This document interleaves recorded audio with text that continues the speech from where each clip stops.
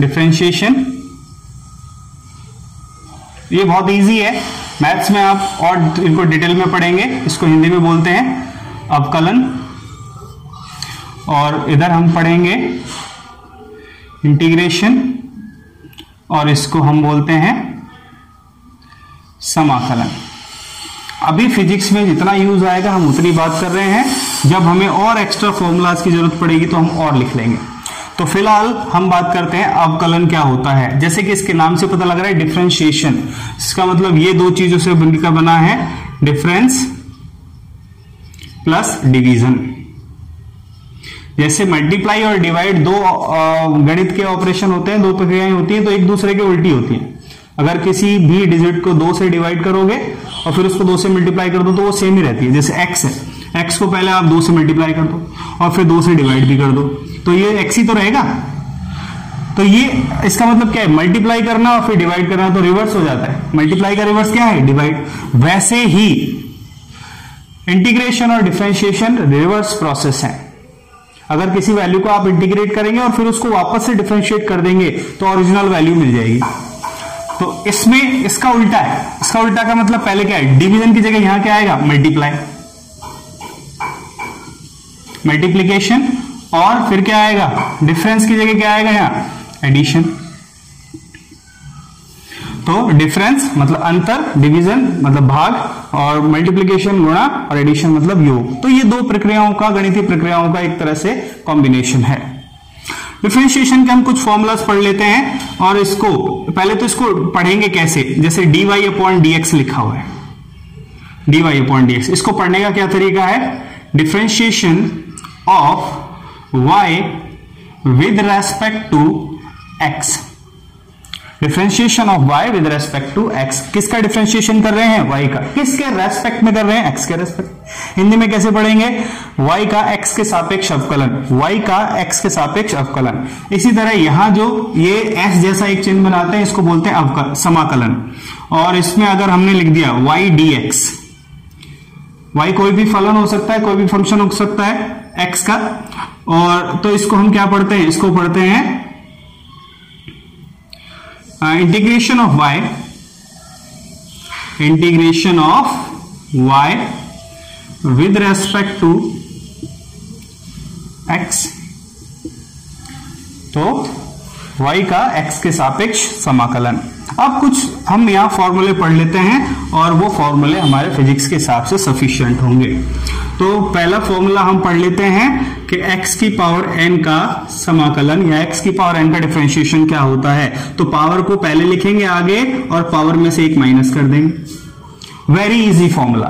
Power में से, power को आगे लिखेंगे और पावर में से एक माइनस कर देंगे। x की पावर n का डिफरेंशिएशन होगा n x to power n-1। Okay, example ले लेते हैं कुछ, क्योंकि ये फॉर्मूला सबसे ज्यादा यूज आने वाला है इंटीग्रेशन में और डिफरेंशिएशन में, दोनों में। तो सपोज x की पावर 3 है और हमें इसका डिफरेंशिएशन करना है, x की पावर 3 का डिफरेंशिएशन करना है। तो हमने क्या किया, पावर को पहले लिख लिया और पावर में से एक कम करके लिख दिया। इजी है बिल्कुल। x की पावर -4 है, इसको हमने कैसे लिखा, -4 को पहले लिख दिया, पावर में से एक कम कर दिया। तो -4 में से एक कम करेंगे तो क्या बनेगा, -5। ये ध्यान रखना है थोड़ा। अब बताओ रूट x का डिफरेंशिएशन बताओ।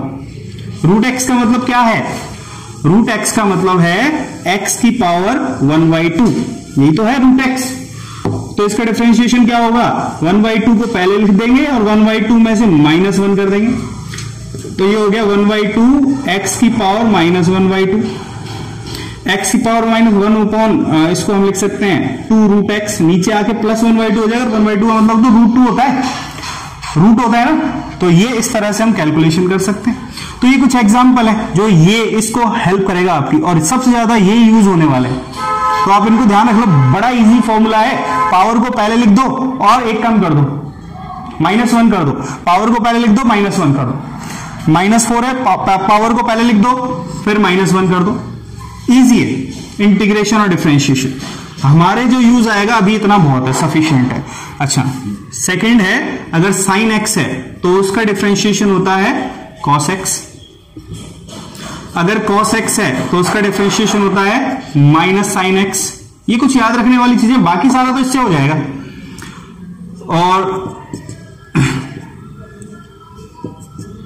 और अगर कहीं पे है e की पावर x है, एक्सपोनेंशियल फंक्शन है, चर घातांकी फलन है, तो उसका सेम होता है e की पावर x।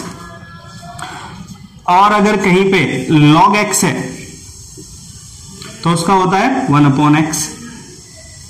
ये कुछ एग्जाम्पल हैं। अगर कोई मान लो नियत है, कोई भी कांस्टेंट है, तो कांस्टेंट या फिर इसको बोलते हैं नियत, और इसका अवकलन क्या होता है, इसका डिफरेंशिएशन होगा 0। मान लो आपको बोला कि 2 का डिफरेंशिएशन बताओ, ठीक है, 2 में x तो है ही नहीं, और हम तो किसके रेस्पेक्ट में डिफरेंशिएशन कर रहे हैं, x के रेस्पेक्ट में, तो हमें इसको लिख सकते हैं 2x की पावर 0। और कोई भी नियत है तो वो तो उसका तो अवकलन होता ही नहीं, वो तो एज इट इज रहता है। x की पावर 0 का अवकलन करना है तो 0 आगे आ जाएगा, और x की पावर 0 - 1, यही वाला फॉर्मूला तो लगाया है। x की पावर 0 तो 1 होता है, ऐसा लिख सकते हैं ना, 2 ही रहेगा ये तो, और ये पूरा क्या हो जाएगा 0। तो इस फॉर्मूले से भी पता लगता है कि कोई भी नियत है, कोई भी कांस्टेंट है, तो उसका अवकलन, उसका डिफरेंशिएशन क्या होता है 0। इंटीग्रेशन का अब ज्यादा प्रॉब्लम वाली बात नहीं है, पहला वाला फॉर्मूला थोड़ा ध्यान से देखना है आपको, फिजिक्स में काम चल जाएगा इनसे बस, ठीक है। और जैसे जैसे प्रैक्टिस करेंगे और ये चीजें आपको हैबिचुअल हो जाएंगी। तो x की पावर n का अगर हमें इंटीग्रेशन करना है dx, तो ये जो इंटीग्रेशन है इसका वैल्यू क्या हो, देखो हमने यहाँ एरो लगाया, एरो क्यों लगाया, कि हमने यहाँ डिफरेंशिएशन का साइन ही नहीं लगाया, हमने बोल दिया कि x की पावर n का डिफरेंशिएशन ही होता है, यहाँ हमने क्या लिख दिया डिफरेंशिएशन, लेकिन हमने यहाँ इक्वल लगा दिया। इक्वल क्यों, क्योंकि हम इंटीग्रेशन का सिंबल लगा के पूरा प्रॉपर वे में कर रहे हैं। तो आप यहां भी कर सकते हो, जैसे आप इसको लिख देते, जैसे इसी चीज को एक को लिख के दिखा देता हूं मैं, जैसे हम इसको लिख देते d/dx, हम x के सापेक्ष या x के रेस्पेक्ट में डिफरेंशिएशन कर रहे हैं, किसका, x की पावर n का, तो इक्वल लगा सकते थे, फिर x की पावर n-1 ऐसा लिखा जा सकता था, लेकिन क्योंकि हमने एरो लगा दिया तो अब ये चीज इक्वल है या नहीं, हम सिर्फ इंडिकेट कर रहे हैं कि x की पावर n का डिफरेंशिएशन क्या हो गया, ये बात समझ में आ गई। तो यहां भी इक्वल लगा सकते हैं, लेकिन उसके लिए फिर हमें डिफरेंशिएशन का साइन लगाना पड़ेगा सब में, यहां भी d/dx लिखना पड़ेगा सब में, तो इक्वल लगा देंगे। अब क्योंकि मैंने इंटीग्रेशन लगा दिया और ये लगा दिया, तो यहां लिख सकते हैं इक्वल। अच्छा, x की पावर n, तो हमने यहां क्या किया था, पावर में से -1 किया था, और हमने बोला ये तो रिवर्स प्रोसेस है, इंटीग्रेशन और डिफरेंशिएशन कैसे प्रोसेस है, एक दूसरे के विपरीत, रिवर्स। तो यहां पे क्या होगा, यहां पे होगा +1, और यहां तो मल्टीप्लाई में आया था n, तो यहां कहां आएगा, डिवाइड में आएगा ना, उल्टा होना है ये तो, और n+1 ही आएगा यहाँ। तो ये भी बड़ा इजी है, कुछ एग्जाम्पल देख लो। एग्जाम्पल क्या है, मान लो x की पावर 4 है, तो क्या करना है, इसका इंटीग्रेशन करना है dx, तो कैसे कर देंगे, इसका इंटीग्रेशन करना है, इसका, बाकी चीजें मत देखो, बाकी का मतलब ये integration of this with respect to x। तो x की पावर 4 का इंटीग्रेशन, चलो एरो से दिखा देते हैं, बताओ x की पावर 4 का इंटीग्रेशन क्या होगा, इंटीग्रेशन तो पावर में एक ऐड कर दो, 4 + 1 5, और उतना ही नीचे लिख दो, सेम, यहां 5 है तो यहां भी 5 है। अब बताओ x की पावर -6 का बताओ, तो हमने बोला पावर में एक ऐड कर दो और उतना ही नीचे लिख दो, तो कितना हो गया, x की पावर -5/-5, ये तो इजी है बिल्कुल, तो हो जाएगा ये। तो कोई कांस्टेंट है, मान लो कांस्टेंट, उसका इंटीग्रेशन क्या रहेगा, तो कांस्टेंट है मान लो 2, उसका इंटीग्रेशन क्या रहेगा 2x, क्यों भाई, क्योंकि 2, इसको x की पावर 0 लिख सकते हैं, 2 एज इट इज रहेगा, 0 में एक ऐड कर दो और उतना ही नीचे लिख दो, तो ये तो 1 हो गया, ये तो 2x ही तो रहा। तो कोई भी कांस्टेंट है, उसका इंटीग्रेशन क्या होगा, उसको x से मल्टीप्लाई कर दो, और कांस्टेंट का डिफरेंशिएशन क्या होगा 0, ध्यान रखना ये बात, कांस्टेंट का मतलब होता है नियत। अच्छा, अब इसके बाद हम सेकंड वाले फॉर्मूले पे चलेंगे, सारे रिवर्स हो जाएंगे। यहां पे sin x का डिफरेंशिएशन cos x था, तो cos x का इंटीग्रेशन क्या रहेगा, cos x का इंटीग्रेशन रहेगा sin x।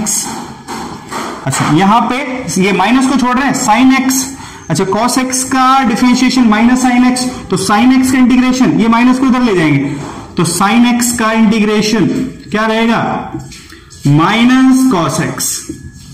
अच्छा, नंबर 3, नंबर 4 भी देख लो। नंबर 4 क्या है, e की पावर x, तो ये तो दोनों तरफ एक जैसा है, तो e की पावर x का इंटीग्रेशन भी क्या रहता है, e की पावर x ही रहता है।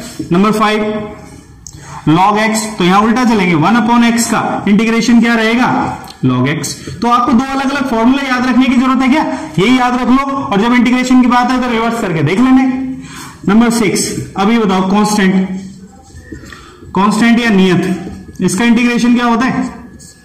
इसका इंटीग्रेशन होता है, इसको x से मल्टीप्लाई कर देंगे, मान लो कांस्टेंट है k, तो ये क्या हो जाएगा kx।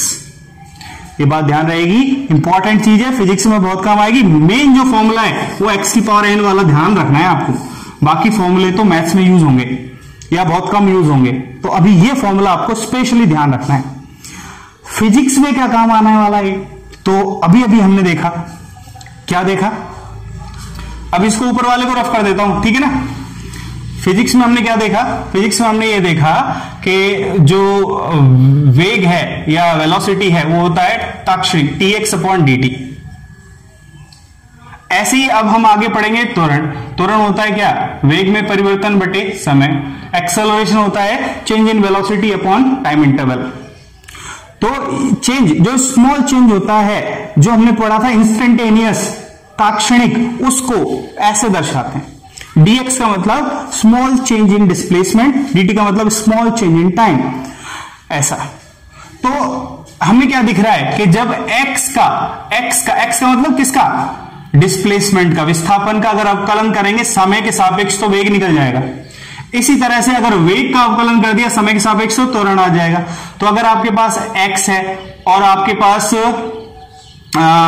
v और a, तो अगर आप इस अगर इधर चलेंगे तो आप क्या करोगे? डिफरेंशिएशन, अवकलन इधर, और अगर इस दिशा में चलेंगे भी विपरीत प्रक्रिया है। अगर v का अवकलन करने से a मिलता, v का अवकलन करने से a मिलता है तो a का समाकलन कर देंगे तो वापस से v मिल जाएगा।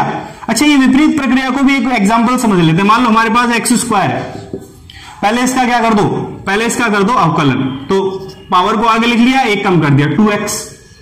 अब इसी चीज का समाकलन कर दो, इसका समाकलन करेंगे तो 2 तो एज इट इज, x है, x है, x का मतलब x की पावर 1, तो पावर में 1 ऐड कर दो और उतना ही नीचे लिख दो। 2 से 2 कैंसिल, क्या मिल गया वापस से? x² ही तो मिल गया। तो अवकलन और समाकलन तो विपरीत प्रक्रिया होगी ना। x² का पहले आप अवकलन करो 2x और फिर उसी का समाकलन कर दो, फिर से x² मिल गया। जैसे हम मल्टीप्लाई डिवाइड की बात कर रहे थे, तो यहां भी क्या है? x का डिफरेंशिएशन करेंगे v मिलेगा, v का डिफरेंशिएशन करेंगे a मिलेगा। और अगर उल्टा चलेंगे तो क्या मिलेगा? इंटीग्रेशन, और इंटीग्रेशन से अगर a दिया हुआ है तो v निकाल सकते हैं, तो समाकलन करके हम रिवर्स कर सकते हैं इस चीज को। बात समझ में आती है कि? ठीक है। अब इन पे क्वेश्चन ले लो। बात समझ में आ गई ना? फिजिक्स में इनका यूज क्या है? फिजिक्स में एक डिस्प्लेसमेंट दिया, विस्थापन तो वेलोसिटी निकाल सकते हैं, वेलोसिटी दिए तो एक्सेलरेशन निकाल सकते हैं, क्योंकि ये वाले फॉर्मूले हम पहले ही पढ़ चुके हैं। चलो एक क्वेश्चन करके देखते हैं, एग्जांपल ले लेते हैं। एक एग्जांपल है, x गिवन है t³ - 6t²। x का मतलब डिस्प्लेसमेंट, विस्थापन गिवन है, और calculate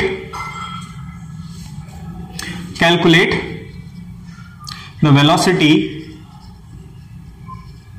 of object at t = 1 second and t = 2 second. 1 second और 2 सेकेंड पे वेलोसिटी निकालनी है। अब एक अगर फिक्स टाइम दे दिया 1 सेकेंड, इसका मतलब क्या पूछ रहा है? Instantaneous velocity. अगर बोल दिया 1 से 3 के बीच की टोटल वेलोसिटी बताओ, तो वो एवरेज पूछ रहा है। तो ये दोनों में क्या पूछा गया है? इंस्टेंटेनियस वेलोसिटी, ताक्षणिक वेग। तो हम क्या करेंगे? हम जानते हैं v होता है dx/dt, मतलब क्या करना है? x का अवकलन, x का डिफरेंशिएशन करना विद रेस्पेक्ट टू t। तो फॉर्मूले हमने चाहे x में लिखे, y में लिखे, किसी में भी लिखे। मान लो हम फॉर्मूला लिखते हैं a + b का होल स्क्वायर, ऐसे लिख देते हैं। अब यहां पे x + y आ गया, तो फॉर्मूला तो दोनों के लिए सेम ही लगेगा ना, बस a + b की जगह x + y आ गया। तो अगर फॉर्मूले हमने किस में लिखे हैं? x में, कि x की पावर n का डिफरेंशिएशन क्या होता है? n x की पावर n - 1। अब इसकी जगह आ गया t की पावर n, तो फॉर्मूला तो वही होगा, n आगे और t में से n - 1 कर देंगे। बात समझ में आ गई क्या? तो x में फॉर्मूला लिखा है, तो इसका मतलब ये नहीं कि t में नहीं लगेंगे और y में नहीं लगेंगे, सब में लगना है इनको, ठीक है। तो इसका डिफरेंशिएशन कर दो, तो इसका डिफरेंशिएशन कैसे करेंगे? पहले इसका करेंगे, माइनस लगा के इसका करेंगे, या फिर ऐसा लिख दो dy/dt, और पहले किसका कर दो? t³ का, -6 कांस्टेंट बाहर आ जाता है। अगर अकेला ही कांस्टेंट होता, टी नहीं होता इसके साथ, तो इसका डिफरेंशिएशन 0 हो जाता। लेकिन अभी हम कांस्टेंट को लिख लेंगे और किसका डिफरेंशिएशन करेंगे, टी स्क्वायर का। डिफरेंशिएशन करना तो बड़ा इजी है, पावर को आगे लिख दो और पावर में से एक कम कर दो, टी क्यूब 3 आगे आ गया, एक पावर कम हो गई -6, इसका 2t, 2 आगे लिख दिया, तो ये वेलोसिटी आ गया 3t स्क्वायर -12t। अब हमें कब चाहिए, 1 सेकेंड पे और 2 सेकेंड पे, तो t इक्वल्स टू 1 सेकेंड पे। 1 सेकेंड पे वेलोसिटी कितना आएगा, t इक्वल्स टू 1 पुट कर दो इस पे, तो 3 इंटू 1 का स्क्वायर -12 इंटू 1 कितना आ गया, 3 - 12 -9 metre per second, -9 metre per second. और नेगेटिव डायरेक्शन में ऑब्जेक्ट मूव कर रहा होगा। अच्छा, t equals to 3 second, t equals to 2 पे निकालना है, 2 सेकेंड पे निकाल लो, 2 सेकेंड, तो 2 पुट कर दो, तो v इक्वल्स टू 3, 2 का स्क्वायर -6 12, ये वाला लेते हैं 12 इंटू 2, ये कितना हो गया, ये हो गया 12 - 24, ये हो गया -12 मीटर पर सेकेंड। मान लो t इक्वल्स टू 4 पे निकालना, t इक्वल्स टू 5 सेकेंड पे निकालना हो तो 5 पे, तो कैसे निकालते हैं, t इक्वल्स टू 5 सेकेंड पे 3, 5 का स्क्वायर -12 इंटू 5, ये कितना हो गया 25 इंटू 3, 75 - 60, तो आंसर क्या आ जाता 15 metre per second. Velocity positive में आ जाती। तो बात समझ में आ रही है कि ये कौन सी वेलोसिटी निकाल रहे हैं हम, इंस्टेंटेनियस वेलोसिटी। क्यों, एक पर्टिकुलर टाइम पे निकालनी है। मान लो आपसे एवरेज वेलोसिटी पूछ लेते, मान लो आपसे क्या पूछ लेते, औसत वेग निकालिए, find average velocity, find, question same है, x equals to t cube -6t square, find average velocity between t equals to 1 second to 3 second, ऐसा पूछ लेते आपसे 1 सेकेंड से। तो हम कैसे निकालते, v एवरेज निकालना है तो हम डिस्प्लेसमेंट निकाल लेते, कब, डिस्प्लेसमेंट निकाल लेते 3 सेकेंड पे और डिस्प्लेसमेंट निकाल लेते 1 सेकेंड पे, और 3 - 1 ये हो जाता 2। तो डिस्प्लेसमेंट 3 सेकेंड पे निकालने के लिए क्या करेंगे, ये रहा x, तो इसमें 3 पुट कर दो, तो 3 का क्यूब -6 3 स्क्वायर, तो ये कितना हो गया 27 माइनस ये 9 हो जाएगा 3 स्क्वायर, 9 इंटू 6 54, तो -27 मीटर। ये तो क्या आ गया x3। x1 अगर निकालना होगा, x1 निकालने के लिए t की जगह 1 पुट कर देंगे, तो 1 का क्यूब -6 1 स्क्वायर, तो ये हो गया 1 - 6, ये कितना आ गया -5 मीटर। तो ये दोनों वैल्यूज यहां पुट कर देंगे, तो v एवरेज आ जाएगा -27 -5, यहां पुट कर देंगे x3 और x1 का वैल्यू डिवाइडेड बाई 2, तो ये प्लस हो जाएगा माइनस, तो ये हो गया माइनस का 22/2, तो आंसर आ गया -11 मीटर पर सेकेंड। तो एवरेज वेलोसिटी के निकालने के लिए आपको ये कैलकुलेट करना पड़ेगा, और इंस्टेंटेनियस के लिए क्या करेंगे, डिफरेंशिएशन करेंगे और t का वैल्यू पुट कर देंगे। So this is the way to calculate the average speed, average velocity.